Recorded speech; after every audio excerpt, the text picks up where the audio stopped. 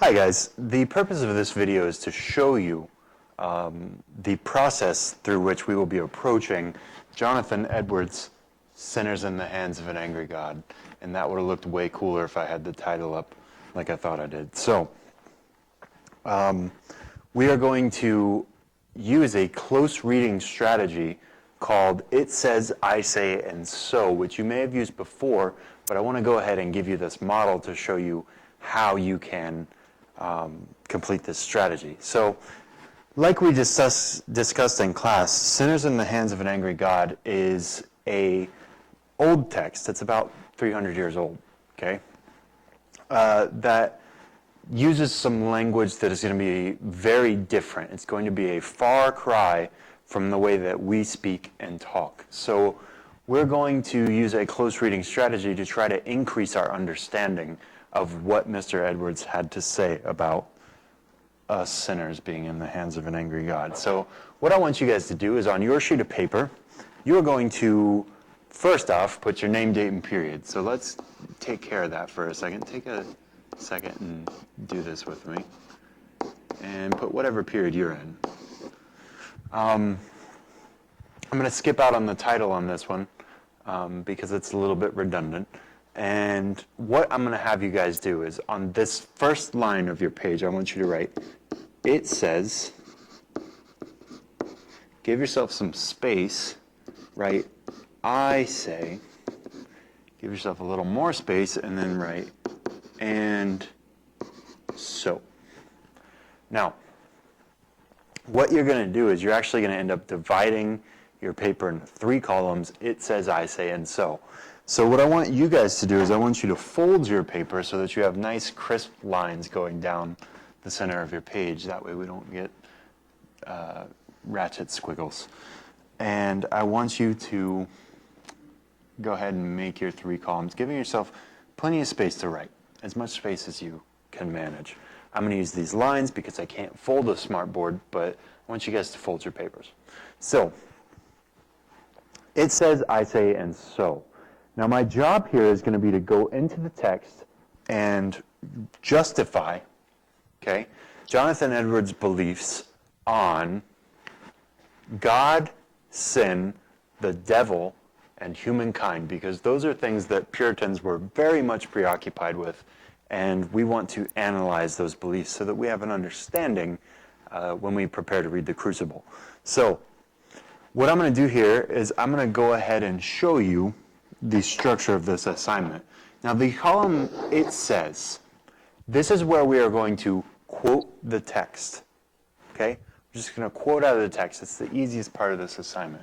Where it gets a little bit harder is when we go into the I say, and apparently my smartboard is being kind of a jerk. When we go into the I say, that is going to be where we actually make a deduction from that text, okay? So we read Jonathan Edwards, and then we give our own interpretation of what he's saying. And then it gets really hard. We have to go ahead and draw meaning from that. So we read what Jonathan Edwards has to say. We kind of put it in our own words. We make an inference from it. And then finally, we go ahead and make meaning. So we kind of summarize or kind of project forward. And I'm going to show you exactly what I mean by that in just a moment. So, first thing we need to do is go ahead and get into this text. Now, we've talked pretty extensively about this text in advance, but I just want to kind of throw this out there for people who might not have been in class that day. This text is a very archaic text that is associated with some pretty extreme beliefs as far as Puritanism goes. Those of you who identify with the Christian religion, you probably will read this and think that it's maybe a little bit offensive. Let me go ahead. Sorry about that cut. I had somebody knocking on my door. So what I was saying is that you might find that this rendition of belief in God might be a little bit offensive to people who identify with modern beliefs in Christianity. I need you guys to make sure that you understand this is a text that is from a long time ago, and the religion of Christianity has evolved and actually branched out into multiple different perspectives that might not be represented here, okay, by Jonathan Edwards. So I want you guys to be sure of that. So my task here is I want to find out what Jonathan Edwards, as the sort of representative of Puritan belief for our lesson today, believed about God, right? So I'm going to go ahead and scan through, and I want you guys to be patient with me. There's going to be some awkward silence in the video while I'm scanning. Just kind of read along with me here.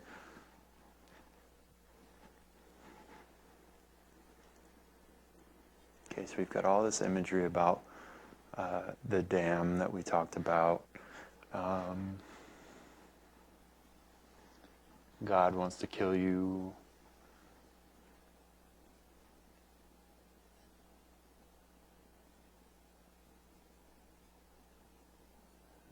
God, hurry me.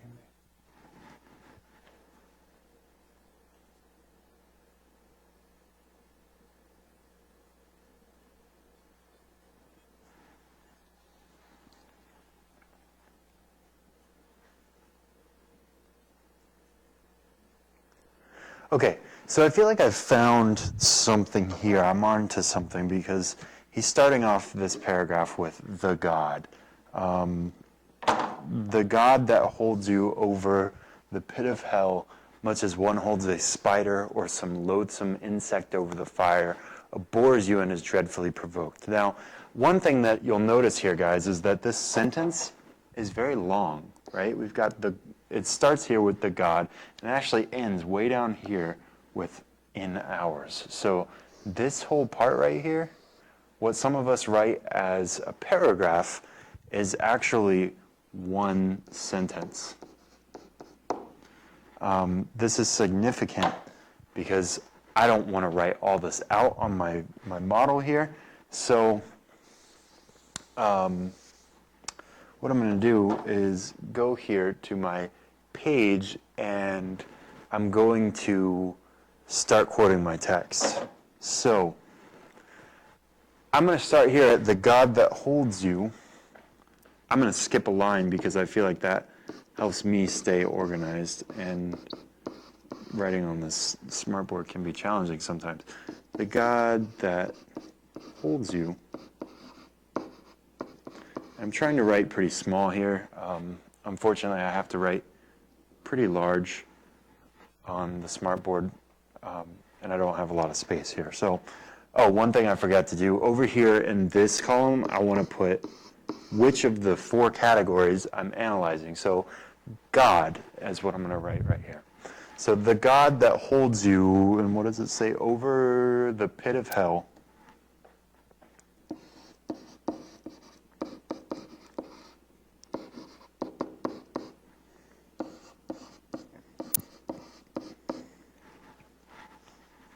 The God that holds you over the pit of hell. Now I have a comma here, so I feel like that's a good spot for me to pause. Using my quoting strategies, I'm going to go ahead and throw in an ellipsis here, the little ... as some people like to call it, and I'm going to read on. He's got some imagery here of the insects and serpents, and how God is more powerful than we are. It's great imagery. And you know what? I feel like everything that comes after this is imagery, but I don't really feel like I need to use it. So I'm going to go ahead and wrap my quote up here. That's not being lazy. That's me making a decision based off of the information that I already have. I can justify using this quote here to make an inference. So the next thing I want to do is, the reason I chose this is because I'm trying to figure out what Edwards believes about God. And to me, having read through this passage once, I feel like Edwards' version of God is a very threatening God. He is powerful, but not in a merciful way. He is powerful in a threatening way. So that's what I'm going to say, okay? I say Edwards' God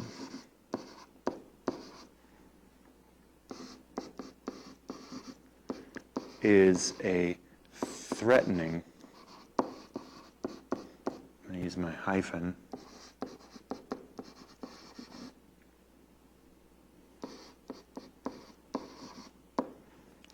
Edwards' God is a threatening God, right? So that's my deduction from this first passage. Edwards' God is a threatening God. And so now my job is to draw meaning from this. So I have to take what is significant about this. Edwards' God is a threatening God.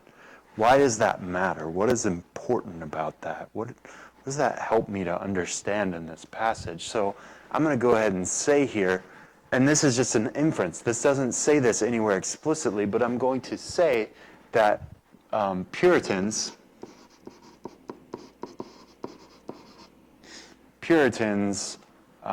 fear the wrath of God.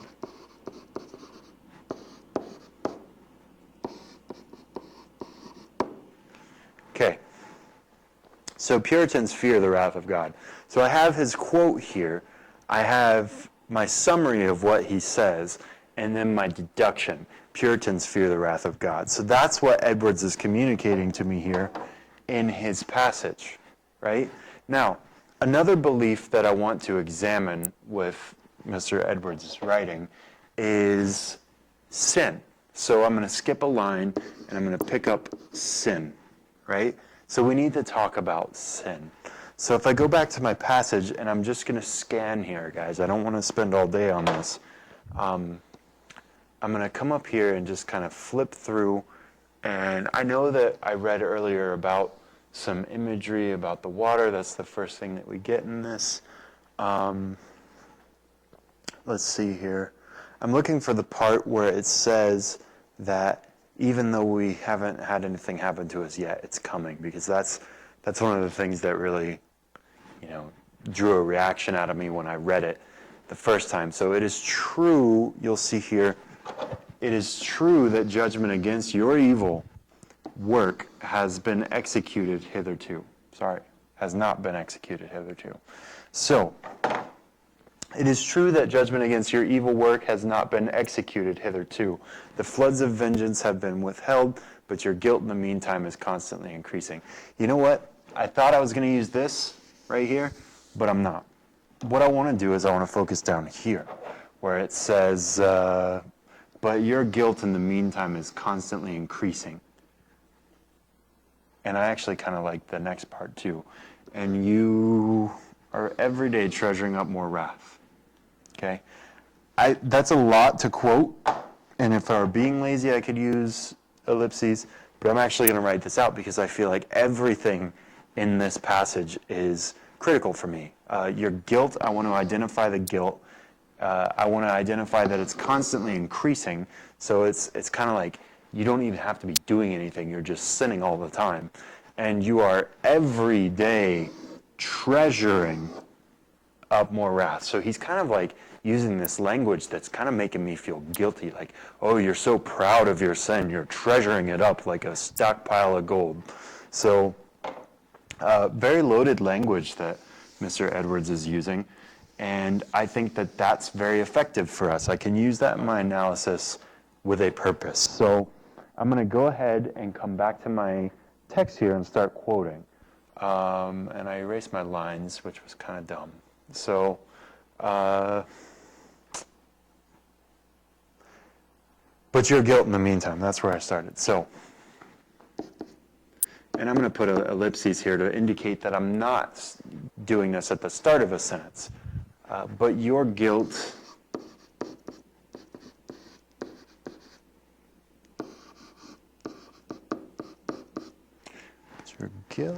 this is a very tedious process. I apologize for this.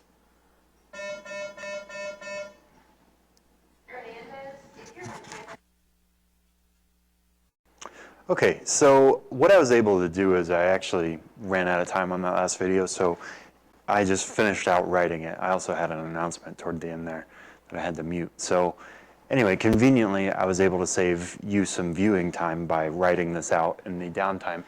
So I wrote all of this information out, but your guilt in the meantime is constantly increasing, and you are every day treasuring up more wrath, comma, end quote, okay?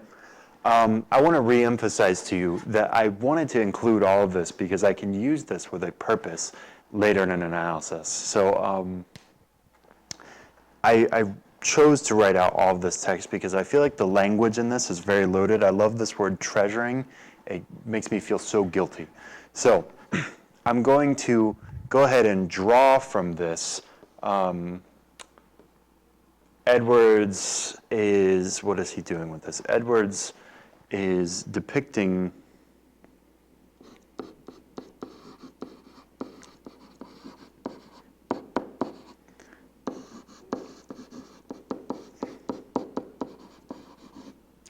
sin as inescapable. I have to think really carefully about how to spell this one. Edwards is depicting sin.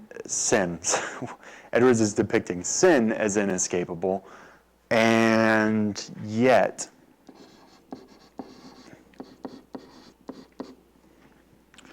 shaming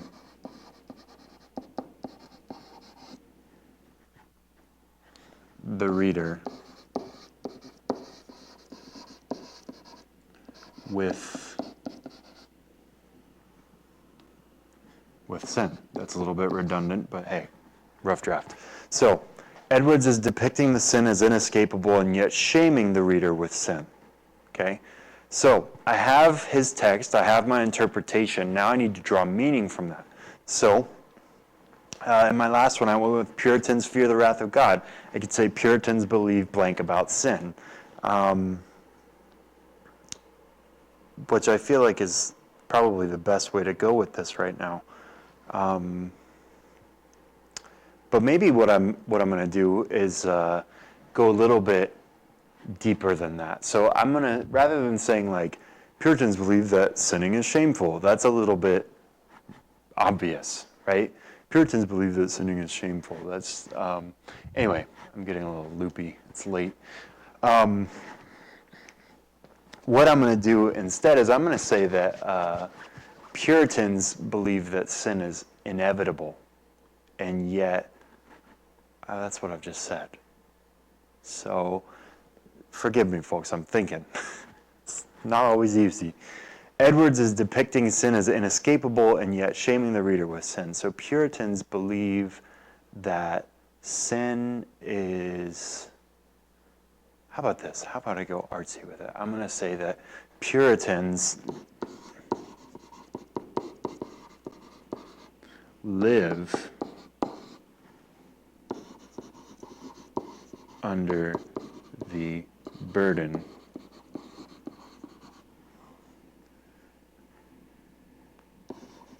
and fear of sin. Now, Puritans live under the burden and fear of sin. That, to me, is a stronger sentence because I've used an active verb here. Live is not a super impressive verb, but it's an active verb. So I'm saying that they actually live under the burden of sin. So it's inescapable. It's constantly present in their lives. And you know what? I'm going to add that onto my sentence here. I'm going to say it's constantly present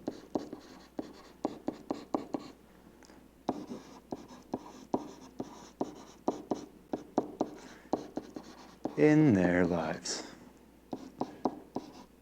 Ooh, that was a bad eye.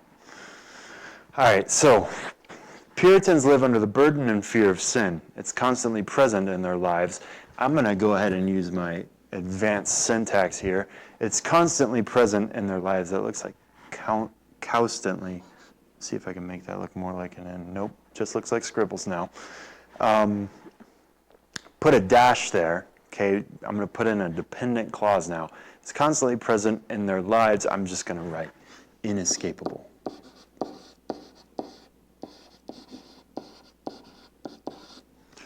Yeah, it's actually kind of an art to write on a smartboard because it takes a second to process what you've already, stroked onto the board, and so sometimes you're ahead of the word as it's writing, and it's just tough to keep the spelling straight sometimes.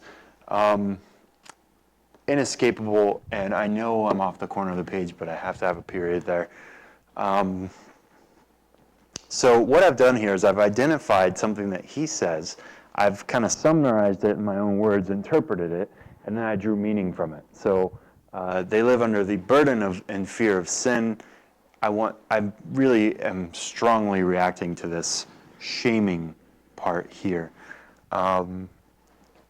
He really is shaming us with sin that we don't even know that we've committed yet, right? So moving down, I need to try to extend these lines. This is always difficult for me. All right, that wasn't so bad. The next thing I want to do is kind of find where I might find some beliefs about, I'm still on my line tool, where I might find some beliefs about the devil, right? So we're going to go ahead and read through here and see if Edwards says anything about the devil. We might have to go to another source for this one. I don't recall reading much about the devil explicitly in this text. Now, my honors classes are going to have a longer version of this text, so there's probably more about the devil in there. Nope, we don't have anything about the devil in this specific text. So we are going to have to go to another text for that. So we're going to leave that one blank for now. That was the one I want to do. I'm going to go ahead and skip down a couple lines. It looks like I'm averaging, I might give myself 5 lines. Okay, 1, 2, 3, 4, 5, and skip a line. And then we're going to talk about humankind. This ought to be good. And this is actually one word, so I'm going to hyphenate it. Humankind. And I'm going to go back to my passage and read about what Edwards thinks about humankind. Now, I'm going to go ahead and keep going. See, this is great right here. O sinner, consider the fearful danger you are in. Is a great furnace of wrath, a wide and bottomless pit full of the fire of wrath, that you are held over in the hand of that God, whose wrath is provoked and incensed as much against you as against many of the damned in hell. So, here we go. This, I feel, is a great representation of Edwards's view on humanity. So, he doesn't actually call you, assuming that he's speaking to you, you are the reader. He doesn't call you reader. He doesn't call you a person. He calls you a sinner. So he identifies you as a sinner. And then he evokes further, consider the fearful danger you are in. So he's saying, think about this for a second. Oh, sinner, think about this for a second, which I know probably sounds harmless to you, but when I read that and somebody tells me to consider something, I feel almost like I'm being condescended. Now, not always, but in the context of this text, if he says, consider the fearful danger you are in, to me that seems like a threat. So I feel like he's sort of being threatening and a little condescending. So, O sinner, consider the danger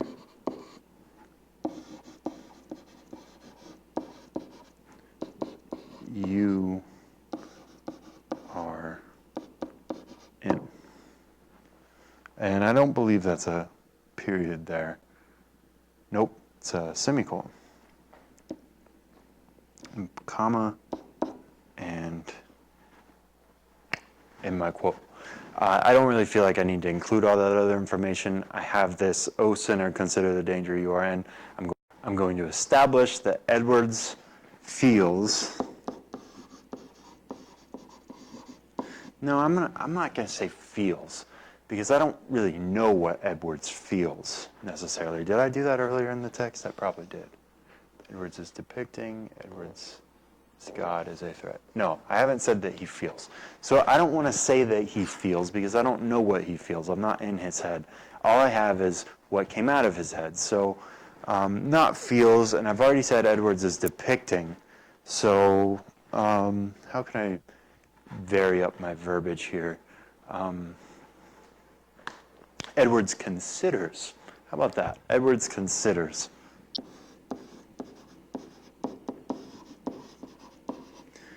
Edwards considers humanity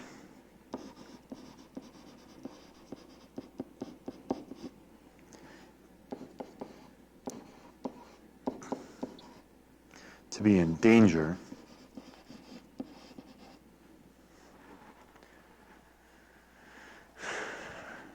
and I'm going to add to be, I'm kind of thinking he considers them to be pitied, to be pitiful. I'm not really liking those two words. They don't really capture my reaction to this. So I'm going to actually go for a stronger word here, and I'm going to say pathetic. Because if he's talking to me like that, he must really think I'm pathetic. To be in danger and to be pathetic. So Edwards considers humanity to be in danger and to be pathetic. Now, I realize that in hindsight, my answer here is not very insightful. It doesn't provide a lot of detail, so I'm going to kind of add to it a little bit. One of the things that I was questioning here was in danger of what?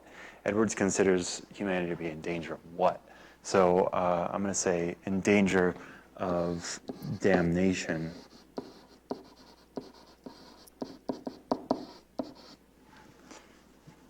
Considers humanity to be in danger of damnation. And what was the other thing I wrote now that I've erased it? In damnation, and I said, and they're pathetic. So I'm going to go ahead and put a period here and start a new sentence. I'm going to kind of write like I talk, which is not a good practice in formal writing, but since I'm analyzing right now, and I'm going to use this later, Edwards considers humanity to be in danger of damnation. By and large, humanity is pathetic.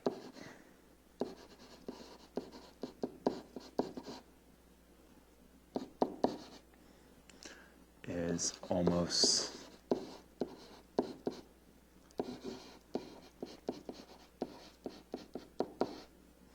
now, I have added a word here. Humanity is almost pathetic. That is, to me, kind of a qualifier. It's not saying that he believes humanity is pathetic. I certainly don't believe humanity is pathetic, but I add almost there to sort of imply that that's what he's implying, is that it's pathetic. Okay? I am not saying outright that he feels humanity is pathetic, but I'm saying that his depiction of humanity comes across as being almost pathetic, which I feel is something that I do a lot. I use that word a lot, almost pathetic. It's almost crazy, right? How often I do that. So I'm not funny. I understand that, guys. So the next thing that I want to do here is Edwards considers humanity to be in danger of damnation. So moving on to this next, I have to draw meaning from that. What does that mean? Edwards considers them to be in threat of damnation. So what I'm going to say here is that ultimately I feel, based off of this information, that humanity is evil. I think that that's honestly what Edwards believes if he's giving this fire and brimstone speech. Now, as I'm thinking through this, guys, I want to call your attention to this. I said that I feel Edwards believes humanity is evil. I don't want to write that, okay? I don't want to write I feel, okay? It's kind of like I think. It's repetitive, it's redundant, and it says the same thing more than once. So I'm going to go ahead and write over here, humanity is evil, right?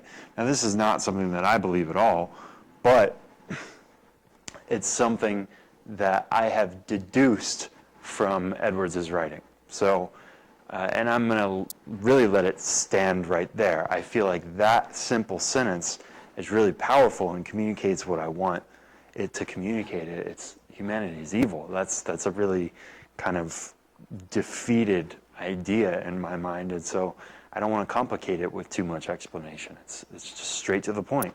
Humanity is evil, and you know, I feel like that simple sentence sort of communicates my disappointment in the fact that Edwards believes that humanity is evil.